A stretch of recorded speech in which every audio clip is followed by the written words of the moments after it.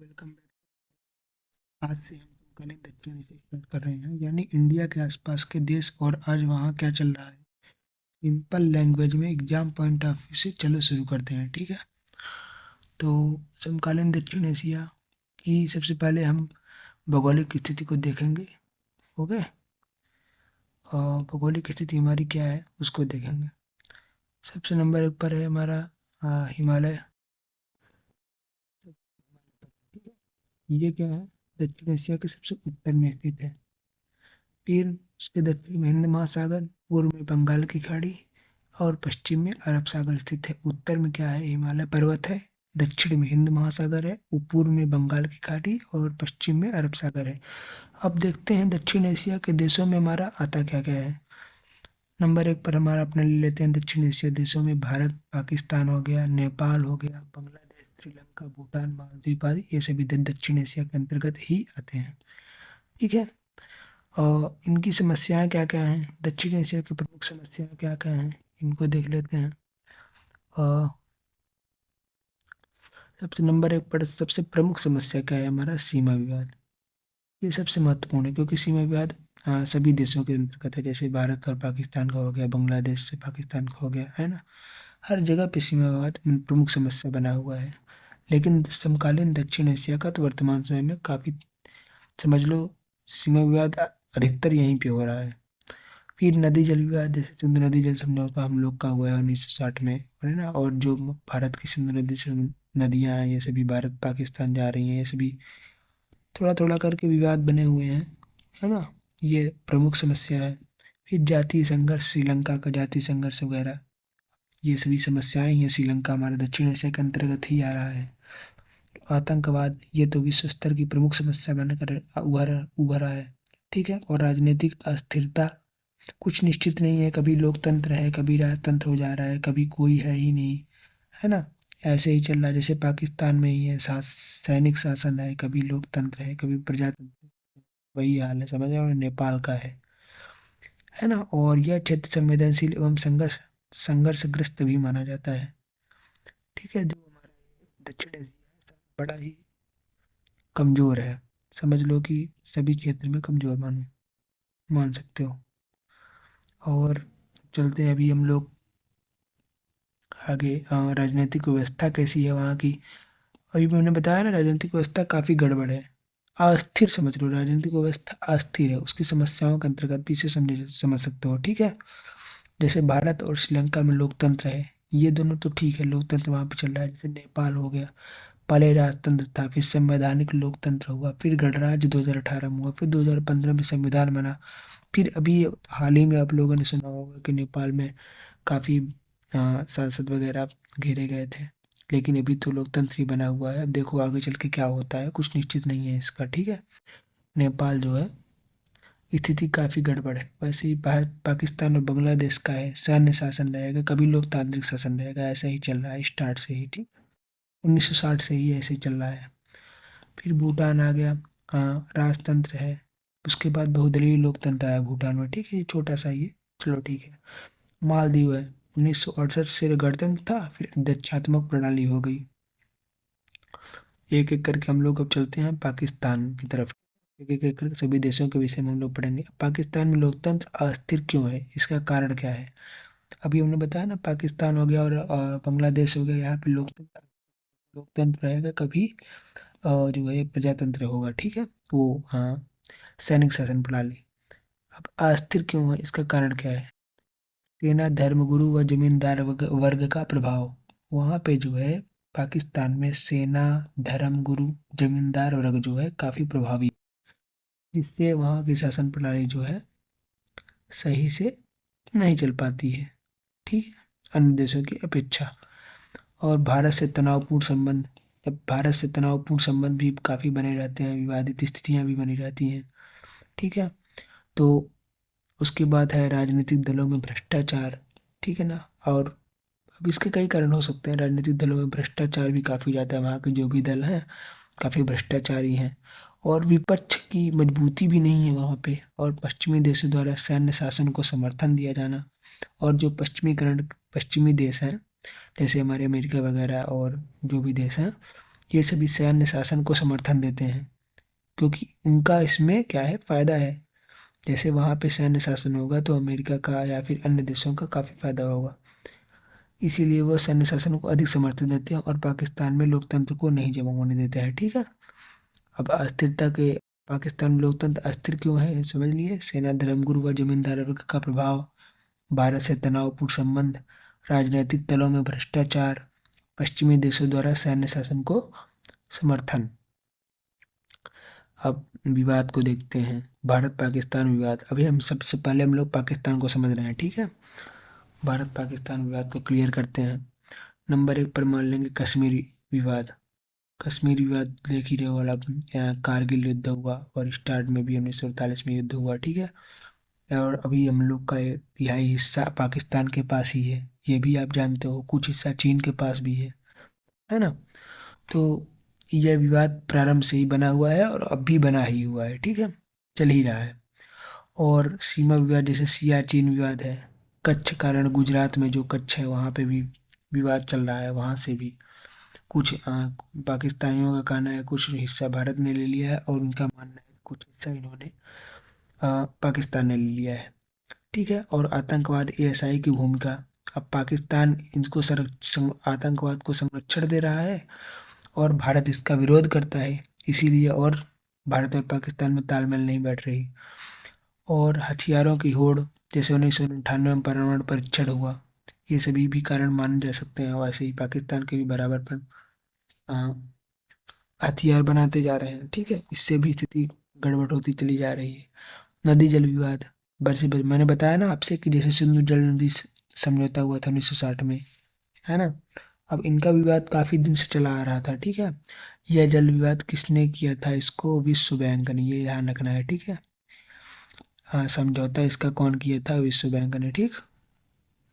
तो इसको क्लियर करते हुए चलेंगे, टॉपिक बाय टॉपिक क्लियर करते चलेंगे, कोई प्रॉब्लम नहीं होगी। ठीक है। हमने समझा, क्या क्या समझा, पाकिस्तान की समस्याएं, है ना, और पाकिस्तान और भारत के संबंध क्यों बिगड़े हुए हैं, और पाकिस्तान की राजनीतिक स्थिति कैसी है, और पाकिस्तान क्यों अस्थिर है लोकतंत्र। ठीक है। अब हम लोग चलते हैं बांग्लादेश की तरफ। बांग्लादेश का निर्माण कब हुआ, 1971 में। कब, किस के रूप में, पूर्वी पाकिस्तान के रूप में। और एक हो गया पश्चिमी पाकिस्तान, एक हो गया पूर्वी पाकिस्तान। किसका भाग हुआ था, पाकिस्तान का भाग हुआ था। किसका, पाकिस्तान का। पूर्वी पाकिस्तान के रूप में बांग्लादेश बना, पश्चिमी पाकिस्तान के रूप में जो भी वर्तमान समय में पाकिस्तान है वही है। ठीक है। अब इसका जन्म कब हुआ हमारा, पाकिस्तान से विघटित होकर के 1971 में। देखो हम चलते हैं अभी। ठीक है, क्लियर करते हैं। 1947 से 1971 तक पूर्वी पाकिस्तान था।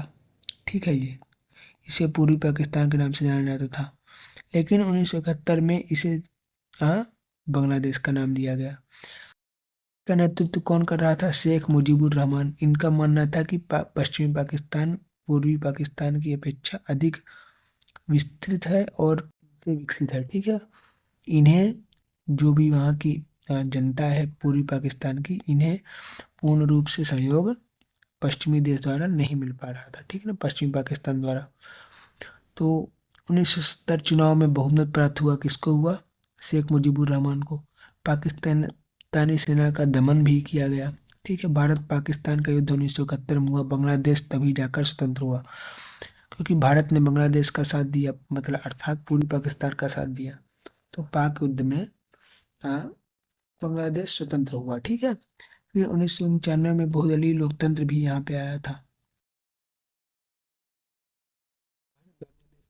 कैसे हैं यहाँ, ये भारत और बांग्लादेश के संबंध कभी अच्छे रहते हैं कभी खराब रहते हैं, कुछ निश्चित है नहीं। ठीक है। सहमत किस चीज में है और असहमत किस में है, इसको क्लियर कर लेते हैं। ठीक है। सहमति है व्यापार में वृद्धि, पर इन लोग को दोनों देशों की सहमति है। जैसे कई संगठन चल रहे हैं, इन दोनों की सहमति है। लेकिन असहमत किस में है, गंगा ब्रह्मपुत्र जल विवाद पर, है ना, आपदा प्रबंधन सहयोग पर इनका संबंध, सहमति है। और एक्ट ईस्ट पॉलिसी, पूर्व की ओर देखो नीति।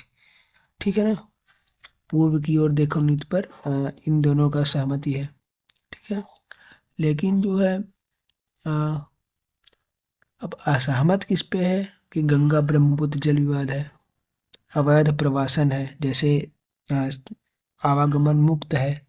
तो ये इन भारत वालों का मानना है कि पाकिस्तान भी जो आतंकवादी हैं उनको संरक्षण देता है और भारत में घुसपैठियों को आने देता है। ठीक है।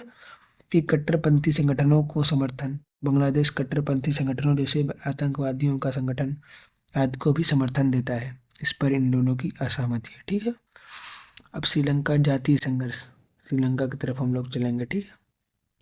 बांग्लादेश को और पाकिस्तान को देख लिए हैं। ठीक है, धीरे धीरे करके टॉपिक बाय टॉपिक क्लियर कर रहे हैं। थोड़ा थोड़ा करके आप लोग लिखते जाएंगे और थोड़ा थोड़ा आप 2-3 बार वीडियो भी देख लेंगे तो आपको क्लियर हो जाता चला जाएगा। ठीक है। श्रीलंका में सिंगली बहुसंख्यक हैं और तमिल अल्पसंख्यक हैं। यहाँ पे दोनों दोनों जातियों के बीच में संघर्ष है। ठीक है। इन दोनों जातियों के बीच में संघर्ष है। अब यहाँ पे है एक जो है पार्टी है लिट्टे, लिबरेशन तमिल टाइगर इलम करके है, जो अलग देश की मांग करती है। कब करती है? 1983 से 2009 के बीच में। ठीक है। लगभग काफी लंबे वर्ष के अंतराल तक लेना एक अलग देश की मांग, लेकिन इसमें आखिरकार वो सफल तो नहीं हुए, किंतु मांग करते रहे। अभी भी उनकी मांग कहीं ना कहीं उठकर सामने आ ही जाती है। वहां पे क्या है कि उनका लिट्टे वालों का मानना है कि सिंगली समुदाय सिंगली समुदाय जो है तमिल समुदाय को आ, नीचे दिखाता है, और तमिल समुदाय वाले भी सिंगली बहुसंख्यक से काफी ज्यादा जलते हैं, क्योंकि तमिल तो अल्पसंख्यक है। तो तमिल को सिंगली समुदाय वाले यह मानते हैं कि यह भारत से आए हैं, तो ये चाहते हैं कि वह भारत ही जाए। ठीक है।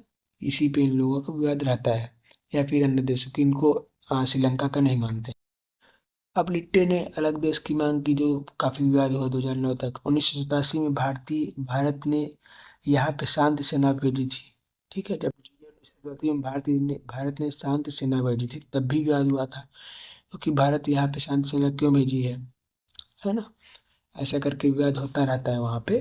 ठीक है। जैसे 2009 में लिट्टे का अंत माना जाता है, लेकिन अभी भी तमिल तमिल जो वहाँ के हैं उनका शोषण जो सिंगली बहुसंख्यक हैं उन वह करते ही रहते हैं। ठीक है। तो संघर्ष के बावजूद आर्थिक प्रगति और लोकतंत्र में यह श्रीलंका जो है सफल ही रहा है। ठीक है। किसी भी प्रकार की समस्या नहीं आई। तो हम लोग चलते हैं नेपाल की तरफ, जो कि कभी राजतंत्र रहा है, कभी लोकतंत्र रहा है। राज शासन प्रणाली, लोकतंत्रात्मक प्रणाली चलती ही चली आ रही है। ठीक है। तो नेपाल लंबे समय से हिंदू राष्ट्र रहा है। ठीक है।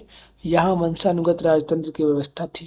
पहले तो राजतंत्र व्यवस्था थी वंशानुगत ही, लेकिन राजा के पास शक्तियां केंद्रित थी और जनता की भूमिका सीमित थी। 1990 का लोकतांत्रिक आंदोलन। ठीक है। अब एक आंदोलन की तरफ हम लोग चलते हैं, जहाँ पे राजतंत्रात्मक से लोकतांत्रिक शासन प्रणाली बनी।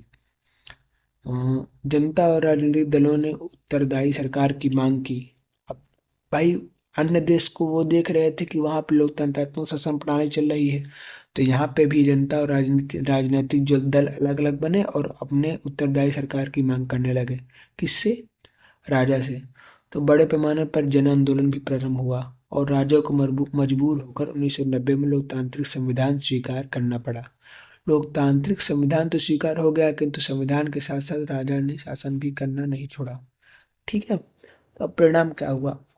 नेपाल संवैधानिक राजतंत्र तो बना, बहुदलीय प्रणाली, चुनाव भी शुरू हुए, लेकिन सरकारें कमजोर और अस्थिर रही के सामने, राजा के सामने। ठीक है। अब माओवादी आंदोलन 1990 के दशक में वहां पे आया। ग्रामीण और गरीब क्षेत्रों में माओवादी प्रभाव बढ़ा। माओवादियों ने क्या किया? राजतंत्र खत्म करने, सामाजिक आर्थिक असमानता दूर करने, ठीक है, गणराज्य की स्थापना की मांग की। माओवादियों और राजा की सेना के बीच सशस्त्र संघर्ष भी शुरू हुआ। ठीक है। अब माओवादियों और राजा की सेना और एक तरफ संविधान सरकार की सेना, तीन त्रिमुखी त्रिमुखी संघर्ष प्रारंभ हो गया। ठीक है। तो जब 2002 में लोकतंत्र पर संकट आया, तो राजा जानंद ने संसद को भंग कर दिया, निर्वाचित सरकार को हटाया। ठीक है। और वहां पे अब केवल राजतंत्रात्मक शासन प्रणाली को ही प्रारंभ किया। इस तरह लोकतांत्रिक व्यवस्था लगभग समाप्त सी हो गई। देश में राजन लोकतंत्र समर्थक दल और माओवादी तीनों के बीच त्रिकोणीय संघर्ष, जैसे मैंने बताया त्रिकोणीय संघर्ष चलने लगा। ठीक है। अब वो चल रहा था, इसी बीच में वीरेंद्र जो राजा वीरेंद्र सिंह थे उनकी भी मृत्यु की गई थी। ठीक है। ऐसे ही तो 2006 के जन आंदोलन अभी देखो क्लियर करते हैं। ठीक है। 2006 का जन आंदोलन, जनता 7 राजनीतिक दलों का गठबंधन हुआ। माओवादी समूह और सामाजिक संगठनों ने मिलकर व्यापक लोकतंत्र समर्थक आंदोलन चलाया। का परिणाम क्या हुआ इसको चलते हैं। ठीक है। जो आंदोलन तो काफी लगभग एक दशक से चल रहे थे। तब राजा दयानंद को संसद बहाल करनी पड़ी, अपनी शक्तियां भी सीमित करनी पड़ी, और माओवादियों ने हिंसा का रास्ता छोड़ दिया और राजनीति में शामिल भी हुए। ठीक है। लोकतांत्रिक गणराज्य 2008। अब 2008 में चलते हैं श्रीलंका के लोकतांत्रिक गणराज्य की तरफ। संविधान सभा के चुनाव हुए, है ना। फिर वहां पे संविधान सभा के चुनाव हुआ, राजतंत्र समाप्त कर दिया गया। नेपाल को लोकतांत्रिक गणराज्य घोषित किया गया। नेपाल को लोकतांत्रिक गणराज्य कब किया गया? 2008 में। राजा की भूमिका पूरी तरह खत्म हो चुकी थी। ठीक है। अब 2015 में अब नया संविधान लागू किया गया। नेपाल ने नया लोकतांत्रिक संविधान अपनाया। अब इसकी प्रमुख संविधान विशेषताएं क्या है? ठीक है। विशेषताओं की तरफ चलते हैं। गणराज्य व्यवस्था, संघीय ढांचा, संघ का ढांचा जो होता है, गणराज्य व्यवस्था वहां पे चली है। अब संघीय ढांचा बना, धर्मनिरपेक्ष राज्य है, जहाँ किसी भी राज्य को, किसी भी धर्म को प्रभावित नहीं माना जाता है। ठीक है। किसी भी धर्म को सहयोग नहीं किया जाता, सभी को एक समान माना जाता है। और नागरिक अधिकारों की गारंटी, सभी को के अधिकारों की, तो अधिकारों का खनन नहीं होगा, उसकी गारंटी भी मान लो नेपाल ले ही रहा है। ठीक है। और भारत और नेपाल के संबंध के विषय में अगर हम लोग बात करें तो भारत और नेपाल के संबंध मधुर हैं, और वीजा मुक्त आवागमन है भारत और नेपाल के बीच। ऐसे ऐसे करके हम लोग पॉइंट बाई पॉइंट लिख सकते हैं। ठीक है। मालदीव की ओर चलते हैं। मालदीव 1968 में गणतंत्र बना। ठीक है। अध्यक्षात्मक शासन वहां पे चल रहा था। ठीक है। अध्यक्षात्मक शासन मतलब कि कई लोग मिलकर के एक अध्यक्ष बना करके आपस में बातचीत करके अपनी बातों को, बहुत जो भी बातें होंगी से क्लियर होंगी, उसका जो मुख्य होगा, मतलब कि जैसे अध्यक्ष, कोई एक अध्यक्ष बनेगा, वही शासन को संभालेगा। ठीक है। उसमें भी अध्यक्ष के अंतर्गत भी जैसे हमारे यहाँ मंत्रिमंडल होता है, वैसे ही सदस्य होंगे जो अपनी बातों को रखेंगे। ठीक है। 2005 में बहुदलीय व्यवस्था आती है, वहां पे कई दल मिलकर के शासन चलाते हैं। भारत से मजबूत संबंध मालदीव के भी हैं। ठीक है। और 1988 में भारत ने सैन्य सहायता भी इसको दी थी। ठीक है। जब इसका विवाद हुआ तो 1988 में भारत ने सैन्य सहायता भी दी थी, संबंध के रूप में हम इसको लिख सकते हैं। ठीक है। चलेंगे अब भूटान की तरफ। तो भारत के साथ महत्वपूर्ण संबंध, उग्रवादियों को अपने क्षेत्र से हटाया, पन बिजली परियोजनाओं में भारत की मदद भी की थी।